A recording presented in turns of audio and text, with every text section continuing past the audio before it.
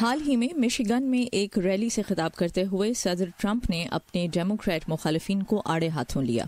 A vote for a Democrat in November is a vote for open borders and crime. صدر Trump کی کوشش ہے کہ نومبر میں کانگریس کے انتخابات کے لیے اپنے حامی ووٹرز میں جوش پیدا کریں، جس میں ڈیموکریٹک پارٹی بڑی کامیابی کی توقع لگائے ہوئے ہے۔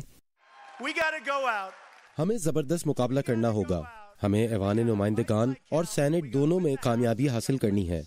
میرا خیال ہے کہ ہم دونوں ایوانوں میں اچھی کارکردگی دکھائیں گے کیونکہ معیشت بہت اچھی ہے۔ Economy is so good. امریکی ارب پتی ٹام سٹیئر ڈیموکریٹک پارٹی کی مدد کر رہے ہیں اور ان کی خواہش ہے کہ ڈیموکریٹس ایوان نمائندگان میں برتری حاصل کریں، جس کے بعد آئندہ برس صدر کے خلاف مواخذے کا عمل شروع کیا جا سکے۔ We now know that this partisan fight ہمیں معلوم ہے کہ سیاسی جانبداری کی فضا میں یہ لڑائی اب امریکہ کی حقیقی روح کی لڑائی بن گئی ہے اور ہم عوام کو یہ جنگ جیتنی ہے۔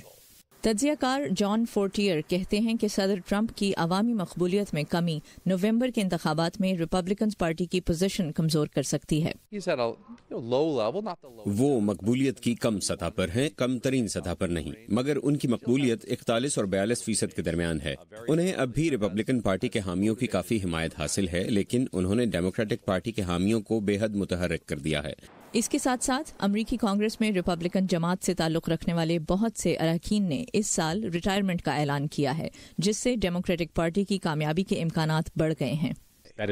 یہ نا امیدی کی نشانی ہے، یہاں تک کہ اسپیکر نے بھی دوبارہ انتخاب نہ لڑنے کا فیصلہ کیا ہے۔ ٹرمپ کے منتخب ہونے کے بعد ڈیموکریٹک پارٹی ہر اسپیشل انتخاب اور مقابلے میں زبردست کارکردگی کا مظاہرہ کر رہی ہے۔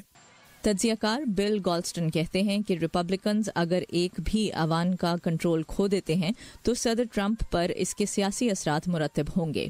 Losing control of the House of Representatives امریکی ایوان نمائندگان کا کنٹرول کھونے سے ٹرمپ انتظامیہ کا قانون سازی کا ایجنڈا رک جائے گا اور سینٹ میں اکثریت گنوانے سے اہم عہدوں پر تعیناتیوں کا سلسلہ بھی رک جائے گا۔ یہ جانتے ہوئے کہ ایوان نمائندگان یا سینٹ کے وسط مدتی انتخابات میں ریپبلکن پارٹی کو زیادہ ناکامیوں کا سامنا کرنا پڑا تو وہ کانگریس میں اپنی اکثریت کھو دے گی، صدر ٹرمپ کو اس سال اپنا کافی وقت انتخابی مہم پر صرف کرنا پڑے گا۔